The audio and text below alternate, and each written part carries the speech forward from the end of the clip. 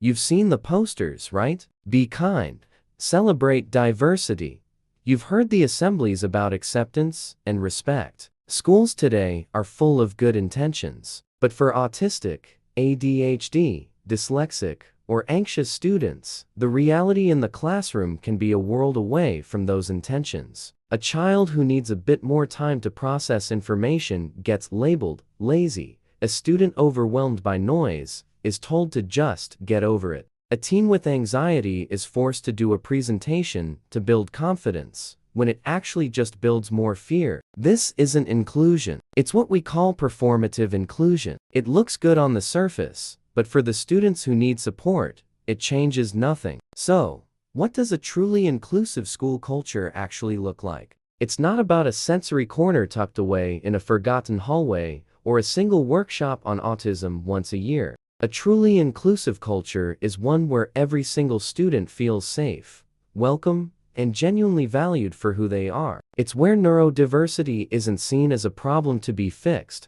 but as a normal, natural part of the human experience. The biggest shift is moving from being reactive to proactive. Instead of waiting for a student to have a meltdown or fall behind, inclusive schools identify and remove the barriers before they cause a problem. Think about it. Predictable routines, clear instructions, and environments that aren't a sensory nightmare. It's about designing a school that works for everyone from the start. And it's not just about what teachers do, but why they do it. Giving a student noise-canceling headphones only on bad days misses the point. The headphones aren't a reward. They're a tool that helps them learn, just like glasses help someone see. True inclusion requires a deep understanding of why these supports are needed, not just checking a box. It means seeing stimming not as a distraction, but as a vital tool for self-regulation. And crucially, it means students are partners in their own education. Their voices, their needs,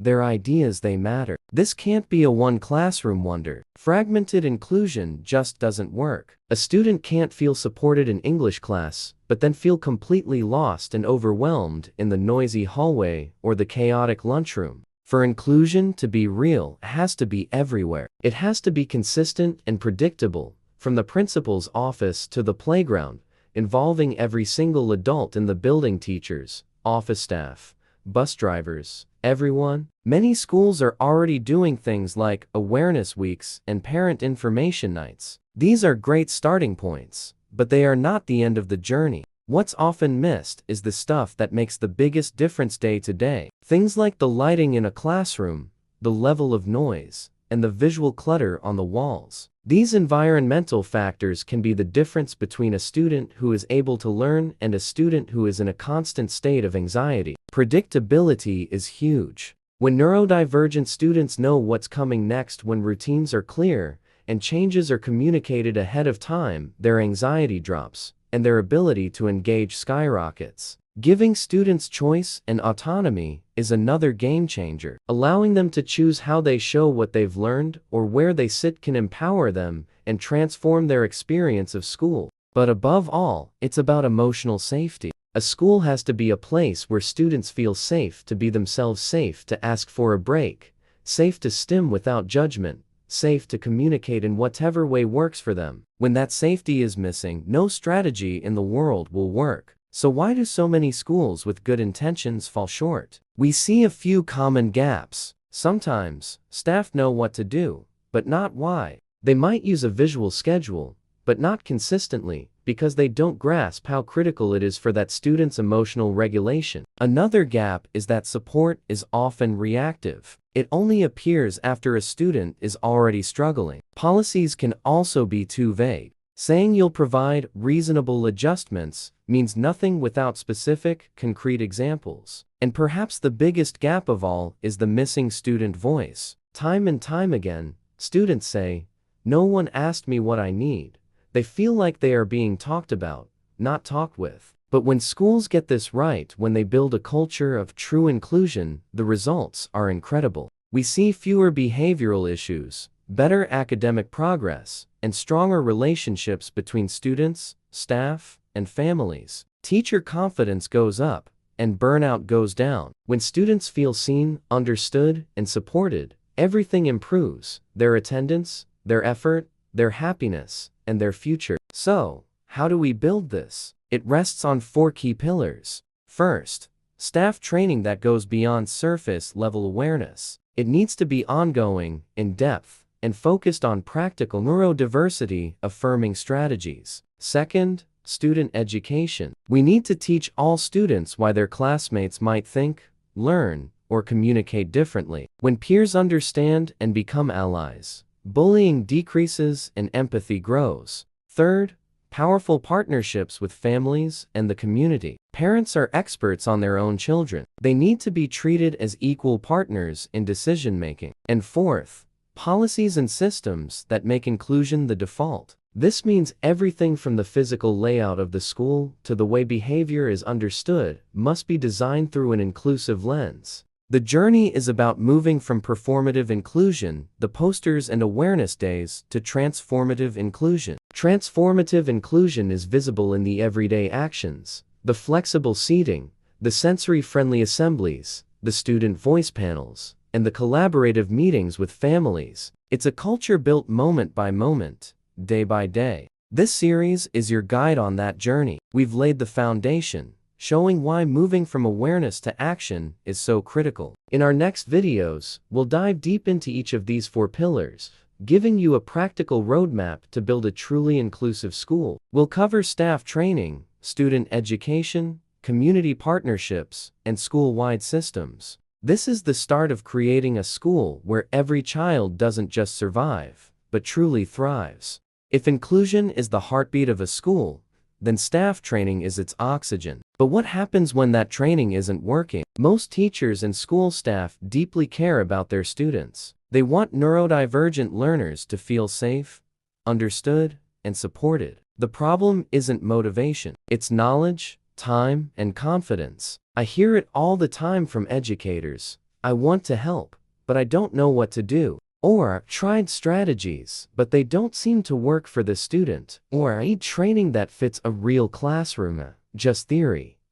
This is the gap we need to close. We need to explore what meaningful staff training looks like: training that actually transforms practice and makes a real difference for neurodivergent students. So, why does so much standard training fail? Many schools offer neurodiversity training once or twice a year, usually in big, impersonal groups. These sessions cover basic definitions, high-level characteristics, and some general tips. While the intention is good, they often fall short. They're too vague. Teachers hear things like "use visuals" or "reduce sensory overload," but they don't get the how, when, or why. They're too theoretical. A teacher can define executive dysfunction, but still expect a student to remember a long list of instructions. They're one-size-fits-all. Training that describes a typical autistic student doesn't help when every neurodivergent student is unique. And these sessions are too isolated. A single workshop doesn't change a school's culture. True inclusion needs ongoing conversation, coaching, and collaboration.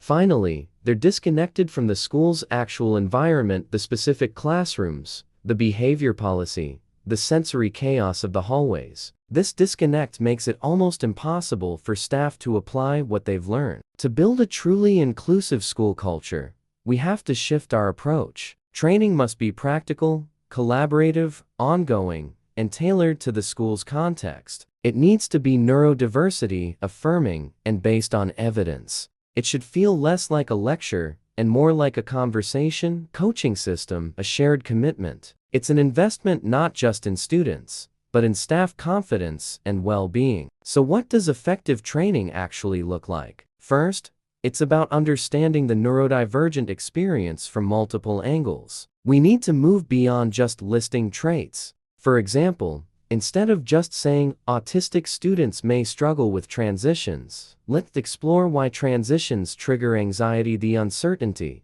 the sensory changes, the loss of predictability. Instead of saying ADHD students have difficulty focusing, let's explore what actually supports their engagement, things like movement, novelty, and hands-on materials. This depth creates real empathy that goes far beyond a simple checklist. Next, training must include student voice. No one understands neurodivergent needs better than neurodivergent people themselves. When schools bring in autistic adults, ADHD adults, dyslexic adults, and neurodivergent teenagers to share their experiences, the impact is dramatic. Hearing real stories transforms practice more powerfully than any slideshow ever could. Effective training also provides practical classroom tools and demonstrations. Teachers need to see examples they can use tomorrow, like visual timetables, choice boards, quiet signals, and sentence starters. They need to see what support looks like in action. This is where modeling and role-play become so important. Staff learn best by doing,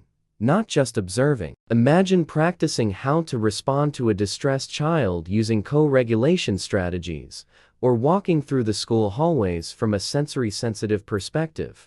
These experiences build a much deeper, more intuitive understanding. And critically, this can't be a one-off event. The most inclusive schools invest in ongoing coaching. This looks like peer mentoring, classroom observation with supportive feedback, and regular, reflective conversations. This is what keeps the culture of inclusion alive and evolving. We also have to remember intersectionality. A neurodivergent student might also be from a minority ethnic background, be multilingual, or have experienced trauma. Our training must honor these layered identities to be truly effective. So what are the key topics every school should be covering? First, sensory processing and sensory safety. Staff need to understand sensory overload, shutdowns, and meltdowns, and how to create sensory accommodations throughout the entire school day. Next is executive function. We need to teach practical ways to support task initiation, working memory, organization, and emotional regulation. Then there's communication. This means teaching staff to use direct language, support all forms of communication including AAC, and give students enough processing time. A huge one is emotion and co-regulation. Adults must learn to recognize when a student is becoming dysregulated, and respond with calm, predictable language, reducing demands instead of escalating the situation. This leads directly to reframing behavior as communication. We have to move from seeing a student as defiant to seeing them as being in distress. From thinking they won't do something to understanding they can't right now. It's also about strength-based planning, shifting from focusing on deficits to identifying a student's unique abilities, interests, and motivations. Finally, it's about trauma-informed practice, understanding how things like repeated misunderstanding and punishment-based systems can be deeply traumatic for neurodivergent students. When schools invest in this kind of deep, affirming training, the feedback from teachers is incredible. They say things like, "I understand my student so much more clearly now. I feel less frustrated and more confident. I can see the student's strengths more than their struggles. I no longer take behaviors personally. And perhaps most important, I enjoy teaching again." This kind of training reduces burnout and reignites passion. And what about the students? When staff are properly trained, students say they feel safe, respected, and understood. They feel less anxious, more confident, and more willing to try. A student once said, "When teachers understand me, school doesn't hurt anymore." That right there is the entire purpose of training. It's not about ticking a box. It's about changing a child's lived experience. Of course, none of this happens without leadership. Leaders set the tone by prioritizing and funding ongoing training, giving staff time to collaborate, and embedding inclusion into every school policy. A school improves when its leadership is committed to it. In the end, training isn't just an event. It's a culture. It's a commitment to understanding, to empathy, and to constantly evolving our practice. So, you have the most dedicated, well-trained teachers. The classrooms are kitted out with the latest inclusive tech. But does that automatically make a school truly inclusive? Not even close.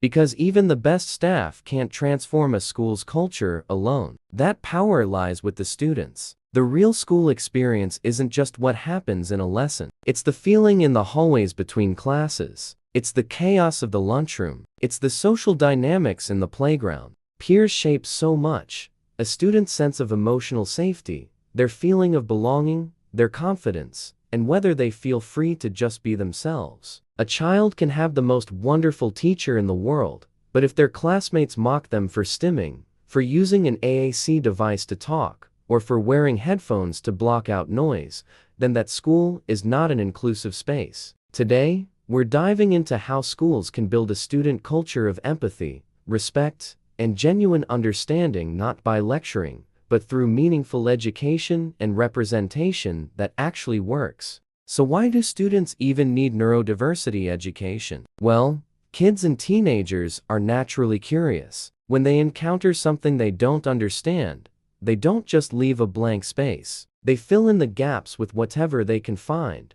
Assumptions, myths, stereotypes they've picked up, and sometimes just mean-spirited jokes. This misunderstanding often comes out as bullying or exclusion. For example, a student sees a peer wearing headphones in the corridor and assumes they're being rude or antisocial. A younger child sees a classmate flapping their hands and just thinks they're acting weird. A teenager hears someone use a communication device and wrongly assumes they can't think for themselves. These are not just harmless assumptions. They create a hostile environment. But when students are given the tools to understand what's really going on, the shift is incredible. Education turns confusion into clarity, mockery into respect, and exclusion into genuine inclusion. It moves them from fear of the unknown to curiosity, and from stigma to celebration. Now, many schools try to tackle this with the quick awareness assembly. The intentions are good, but they often miss the mark. These assemblies can be too generic,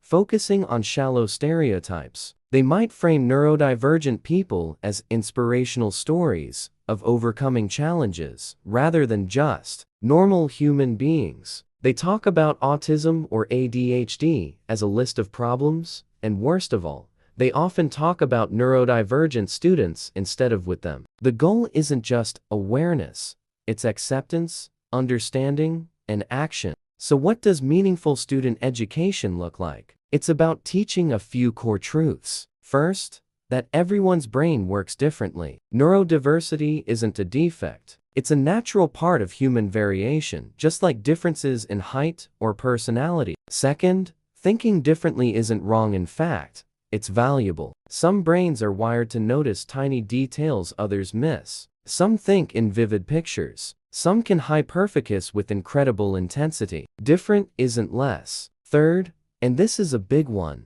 all behavior is communication. A student who is stimming isn't trying to be disruptive. They're self-regulating. Someone pacing might be grounding themselves. A classmate who avoids eye contact isn't being rude. They're finding comfort. Silence doesn't mean someone isn't listening. It might just mean they're processing. It's also about understanding that sensory differences are very real. The same noise, lights, or crowds can be experienced in completely different ways by different people, and the tools that help people navigate this, like headphones, fidgets, or sunglasses, are just supports. They aren't signs of weakness, any more than glasses are. Ultimately, it teaches that respect means honoring how people communicate and exist. You don't need to speak with your mouth to have a voice. You don't need to make eye contact to prove you're listening. Neurodivergent peers want friendship and connection, just like anyone else. The way they show it might just look a little different. The most effective way to teach this is to weave it into the fabric of the school day. It can't be a one-off special event.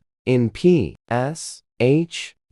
lessons, you can have topics like how brains work differently or how to be an ally.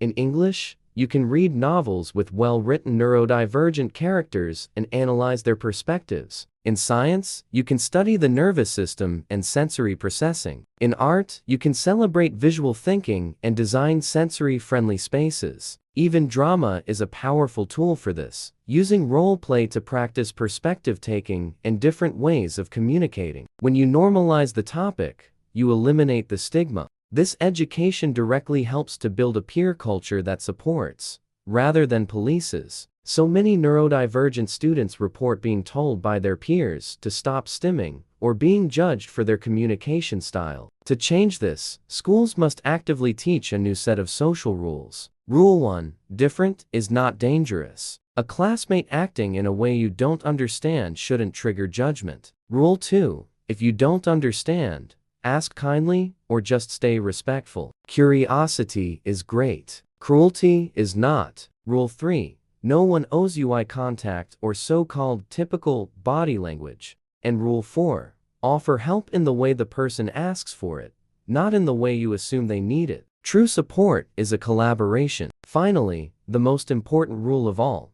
Stand up when you see others being unkind. Silence allows bullying to continue. Allyship is what stops it. A huge source of misunderstanding among peers comes from sensory regulation, like stimming. Schools can directly address this. They can teach why stimming is a vital tool for self-regulation, why headphones protect focus, why some students need to move to learn, and why fidgets are tools, not toys. One of the most powerful ways to do this is with a sensory toolkit lesson. In this activity, every student in the class gets to explore what helps them regulate. What sounds or textures do they find overwhelming? What strategies help them feel calm? This simple exercise reframes supports entirely. It's no longer about special treatment for a few. It becomes clear that everybody needs something to feel regulated and focused. But the real, lasting culture change happens when students themselves lead the conversation. This can happen through programs like peer inclusion ambassadors, where students are trained to support new classmates and model inclusive behavior, or through neurodiversity clubs, which provide a safe space for students to connect and plan school-wide activities. Imagine a student voice panel on inclusion, where students give direct feedback on school rules,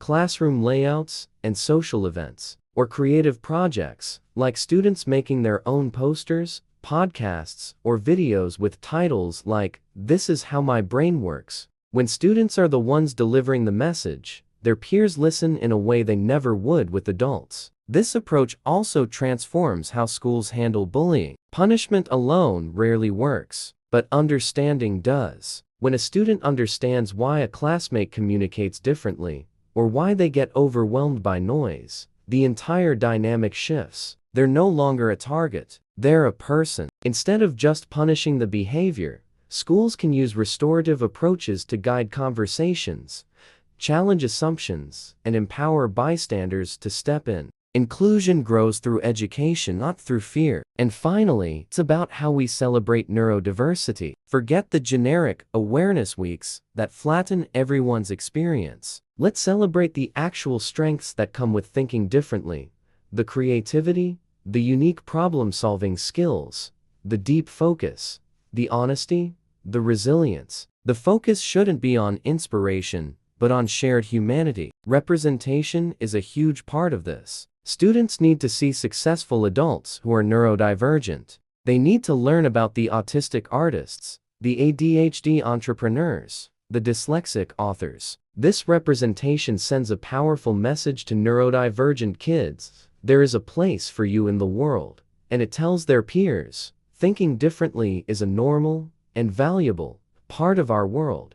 In the end, it's the student culture that truly defines the emotional climate of a school. It's more powerful than any policy written in a binder. When students genuinely understand and respect neurodiversity, they become kinder, more patient, and more curious. They become better friends and better allies. A truly inclusive school doesn't rely on adults to enforce the rules. It thrives on a shared understanding, built by the students, for the students. It creates a culture that welcomes every single brain. If training your staff on neurodiversity plants the seeds of inclusion, then teaching your students is where it truly blossoms. Children grow into the culture they're immersed in. When schools deliberately teach empathy, understanding, and respect for diversity, the results ripple for years to come. A child who learns today that communication styles or sensory needs can differ from their own becomes tomorrow's emotionally intelligent adult.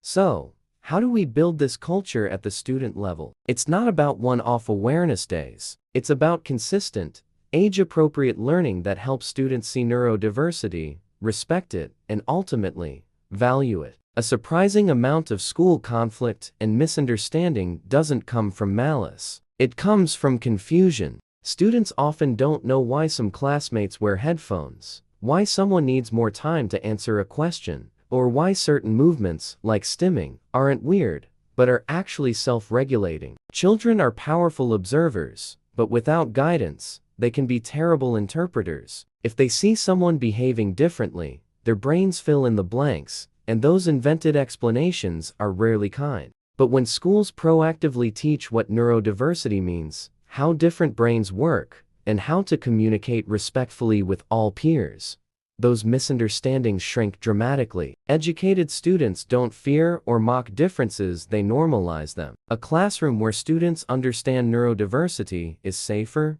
calmer, and more cooperative for everyone. This brings me to a critical point. Don't just teach awareness, teach understanding and respect. Traditional awareness weeks can often make neurodivergent students feel like they are being put under a spotlight. It reinforces a sense of otherness. True inclusion means embedding neurodiversity education into the everyday curriculum. Awareness says, they exist. Understanding says, here's what different brain styles mean and why they matter.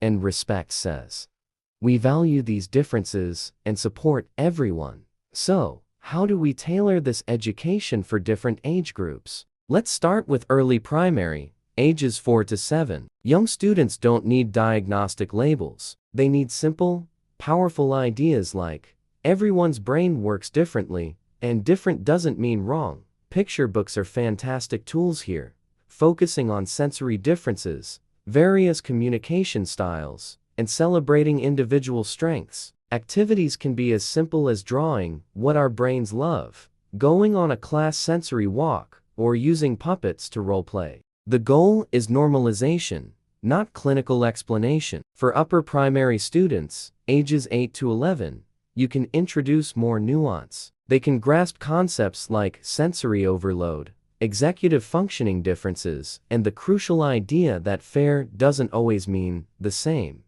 At this age, they can connect behaviors to internal experiences. Activities might include designing an inclusive classroom layout or creating posters that say, fairness is everyone getting what they need. This age group loves to be given responsibility. They can become true inclusion ambassadors. With secondary students, ages 11 and up, you can have deeper, more honest discussions. It's time to tackle stereotypes about autism and ADHD, myths around intelligence, and the impact of microaggressions. This is also a time when many neurodivergent students are exploring their own identities, so lessons must be respectful, accurate, and student-centered. Think about student-led assemblies, analyzing media representations of neurodiversity, or holding debates on accessibility. Teens appreciate authenticity. They respond best to real conversations about real people. Across all ages, there are 4 key concepts that should appear repeatedly. First,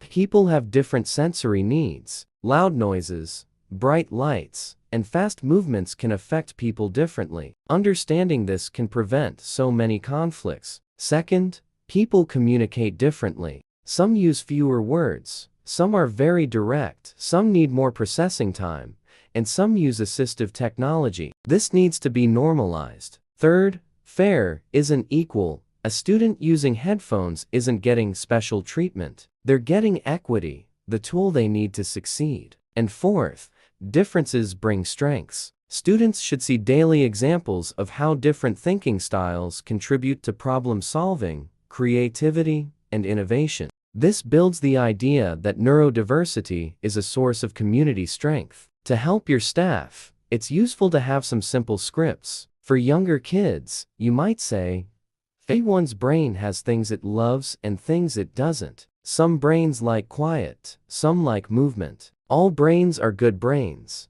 For older primary students, you may notice some classmates doing things differently. That's not wrong, it's just their brain helping them feel comfortable and learn. Our job is to respect each other's needs. And for teens, neurodiversity isn't a list of disorders. It's the idea that brains differ naturally. Society isn't built for every type of brain yet, which is why accommodations exist. Respect isn't optional, it's basic. Now, let's talk about the missing ingredient in most schools: student leadership. Students shouldn't just be taught about inclusion, they should be empowered to shape it. Think about creating inclusion ambassador groups, peer mentoring programs, or student-led assemblies. When the message comes from a peer, it carries so much more weight. It's authentic and culturally relevant. This also gives neurodivergent students a platform to feel seen, valued, and respected if they choose to participate. And remember, for this to stick, you have to embed neurodiversity into everyday learning. It needs to show up in the literature you read, in science lessons about the brain, and in social studies discussions about disability rights. Classroom norms like flexible seating and visual schedules make a huge difference. When the school environment itself, from posters to quiet zones, normalizes brain differences, it becomes part of the cultural air students breathe every day.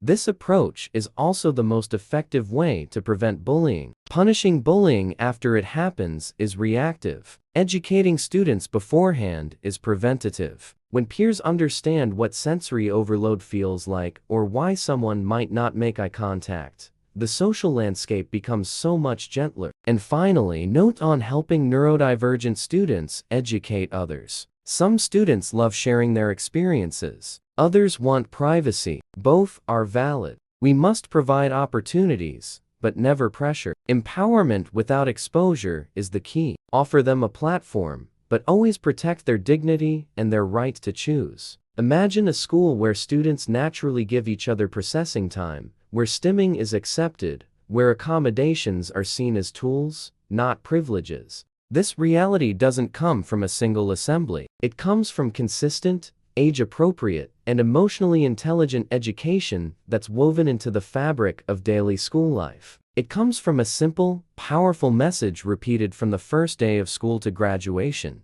Different is normal. Everyone belongs, and everyone's brain matters. How do we make sure inclusion doesn't just stop at the classroom door? Because a truly inclusive school doesn't exist in a vacuum. No matter how empathetic the teachers are or how aware the students might be, the world outside the school gates plays a huge role in shaping a child's experience. Inclusion becomes truly transformative when it extends into the community, when families feel respected and heard, when local organizations create accessible spaces, and when the whole neighborhood values every kind of mind. Today, we're exploring how schools can build these powerful partnerships, turning inclusion from a solo mission into a shared community responsibility. Let's start with why family partnerships are so critical. Parents and caregivers are the undisputed experts on their children. They know their sensory sensitivities, their unique ways of communicating, what triggers their stress, and what strategies actually help them calm down. They see their child's hidden talents and strengths long before anyone else.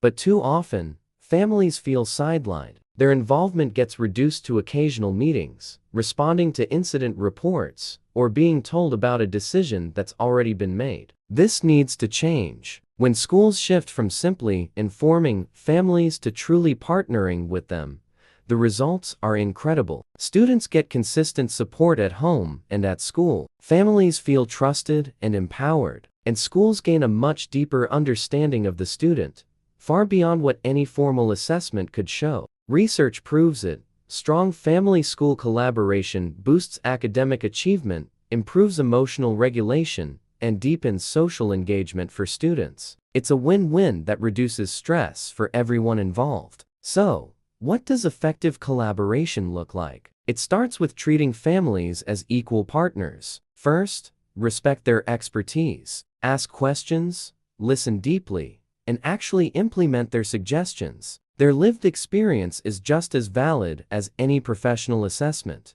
Second, build trust through open communication. This means regular, clear updates that go both ways. Share the successes, not just the challenges. Third, include families in the decision-making process. Don't just present a finished plan. Involve them in creating behavior plans, choosing sensory supports, and deciding on academic adjustments. Fourth, provide them with resources. Many families are looking for guidance. Offer workshops on neurodiversity, share communication strategies, and connect them to community support networks. And finally, honor their individual preferences. Some families want to be deeply involved. Others prefer a more hands-off approach. Both are valid. Respect their autonomy and boundaries. Let's get practical. How can schools put this into action? Collaborative meetings are a great start. Get teachers, specialists, and families in the same room to set shared goals. Discuss what works at home and what works at school to create consistency. Homeschool communication logs, whether it's a simple notebook or a dedicated app, can be a game changer. Short, daily or weekly notes about successes and concerns allow for proactive problem solving before things escalate. Parent education workshops are another powerful tool. Offer sessions on neurodiversity affirming practices. Explain concepts like executive function or sensory regulation in an accessible way. And consider starting parent support groups. These create a safe space for families to connect, share experiences, and learn from one another, reducing that feeling of isolation that so many can experience. Beyond families, schools can expand the circle of support by partnering with community organizations. Collaborate with local mental health services to provide therapy and social-emotional learning programs right in the school. Connect with disability and neurodiversity organizations. They can provide guest speakers, mentorship programs, and invaluable training for staff and students. Think about recreational groups too. Are there inclusive sports teams, art programs, or community clubs that are sensitive to neurodivergent needs? Schools can help build those bridges. Partnerships with health and social services can streamline referrals and create holistic support plans that go beyond just academics. And for older students, connecting with local employers for inclusive internships can prepare them for a successful future. These community partnerships create a safety net of understanding and resources that no single school could provide on its own. The key here is co-creation. Inclusive schools don't just impose strategies. They design them together. Invite families and students to the planning table. When a student helps design their own support plan, they are far more likely to use it. When a community therapist partners with the teacher to implement an intervention, it's more effective. Co-designed plans respect the individual, reduce conflict, and build a foundation of trust. We also have to acknowledge and bridge cultural and socioeconomic gaps. True inclusion means being sensitive to different backgrounds. Provide translated materials and bilingual staff. Understand that family routines and work schedules vary. Recognize that different cultures may have different perspectives on neurodiversity. A one-size-fits-all approach will always leave someone out. We must ensure every single family feels valued. This work also involves educating the wider community. Schools can become hubs for normalizing neurodiversity. Host workshops for the public, use newsletters to highlight inclusive practices, and run awareness campaigns that celebrate all the ways our brains can be different. This reduces stigma and builds a supportive environment for students, even when they're not at school. Maintaining these partnerships requires ongoing effort. Schedule regular check-ins to adjust supports as a child's needs evolve. Create feedback loops through surveys or informal chats, and then show people how their feedback is making a real difference. And most importantly, celebrate success together. When a student makes progress or a collaboration works beautifully, share that victory. It reinforces the value of working together. Let's look at a quick example. A school had several students who used AAC devices to communicate and needed sensory supports. Initially, the support was inconsistent. Teachers were trying their best, but families were frustrated. So, the school shifted to a collaborative approach. They introduced weekly homeschool communication logs. They held monthly family-teacher meetings. They even brought in a community occupational therapist to train the staff. The results were amazing. Students started using their supports consistently, anxiety-related incidents dropped, and peers became more understanding. Families felt respected, and the staff felt confident. This is the power of partnership in action. None of this happens without strong leadership. School leaders must champion this collaborative culture. They need to allocate the time and resources for it, and they must embed these partnerships into official school policy. When leaders model this behavior, it sends a clear message that this is not just an optional extra. It is central to the school's mission. Inclusion cannot stop at the classroom door. It is a shared responsibility between students, staff, families, and the entire community. A truly inclusive school sees families as co-creators. It views local organizations as vital partners. It actively builds bridges between school, home, and the wider world. This is how we build a true community of inclusion, creating a world where every child is understood, supported, and celebrated. So far, we've explored how awareness, training, student education, and family partnerships build the foundation for inclusive schools. But for inclusion to truly last, it needs to be more than just good intentions. It has to be built into the very system of the school. This is where leadership and policy come in. They turn great ideas into everyday reality. A truly inclusive school is one where belonging is non-negotiable. This starts at the top. School leaders must have a clear and powerful vision, one that's repeated often. Every student belongs here. All brains are valued.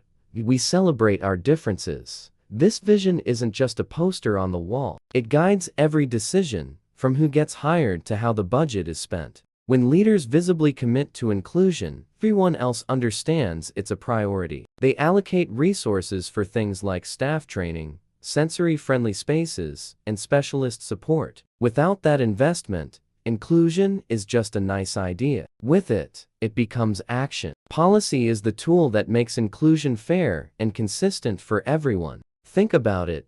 Clear rules create predictability, which is incredibly important for many neurodivergent students. Let's start with behavior policies. Instead of punishing a student for having a meltdown, an inclusive policy sees behavior as communication. What is this student trying to tell us? The focus shifts from punishment to support, using things like restorative conversations and individual support plans. The same goes for assessment. If a student struggles with written exams but can explain their knowledge brilliantly, why not let them? Inclusive assessment policies offer flexibility, like more time, different formats, or supportive technology. It's about letting students show what they know in a way that aligns with their strengths. Curriculum policies also play a huge role. They ensure that topics like neurodiversity and social-emotional learning are woven into lessons, not just taught as a one-off. By offering different ways to learn, like through projects or hands-on activities,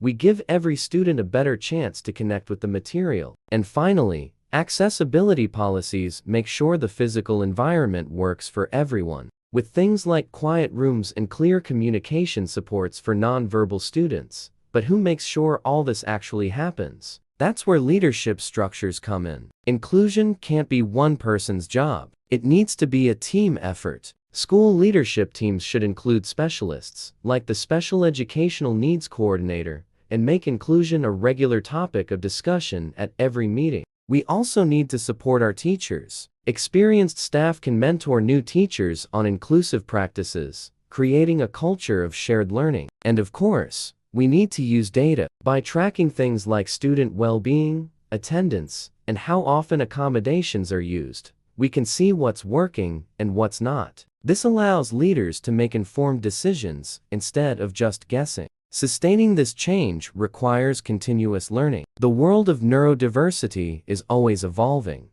and our practices should too. This doesn't mean endless, boring training days. It can be as simple as a staff book club focused on inclusion, or teachers sharing quick, micro-trainings with each other. The goal is to keep the conversation going, to keep reflecting on what we do, and to never get complacent. When a school commits to ongoing professional development, it ensures that inclusive practices don't fade away over time. One of the biggest hurdles to lasting change is staff turnover. A great teacher leaves, and suddenly, the progress in their classroom disappears. How do we prevent this? We embed inclusion so deeply into the school's culture that it survives any single person. This happens through strong induction programs for new staff, clear written policies that everyone can access, and a shared language around inclusion that everyone understands. When the system itself is inclusive, it becomes just the way we do things here, no matter who is leading the class. Crucially, students can't just be passive recipients of these policies. They need to be active partners. When students have a voice in shaping the rules and culture of their school, the results are incredible. We see higher engagement, better social dynamics, and fewer conflicts. Schools can create student councils focused on inclusion, run focus groups to get feedback on new policies, or start peer mentoring programs. When policies are informed by the lived experiences of students, they are simply more effective. Of course, the journey isn't always smooth. There will be setbacks. The key is to build a culture that celebrates progress and learns from mistakes. When an accommodation helps a student succeed, we celebrate it. When a misstep happens, we discuss it openly and without blame. This creates a growth mindset, where everyone feels safe to try new things and learn together. Finally, truly systemic inclusion extends beyond the school gates. Leaders can connect with local authorities, partner with universities to stay on top of the latest research,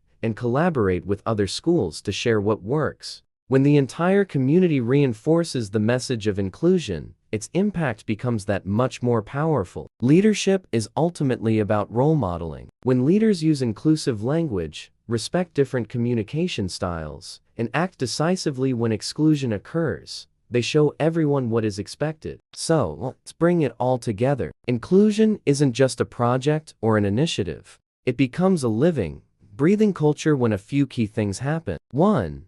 It's systemic, involving everyone. 2. Policy drives practice, creating clear standards. 3. Leadership provides the vision and resources. 4. Everyone commits to continuous learning. And 5. Student voice is at the heart of it all. When these pillars are in place, we create schools where every single child has the chance to belong, contribute, and truly thrive. Thanks for watching. If this series has been helpful, please like, subscribe, and share it with others who are passionate about building more inclusive schools.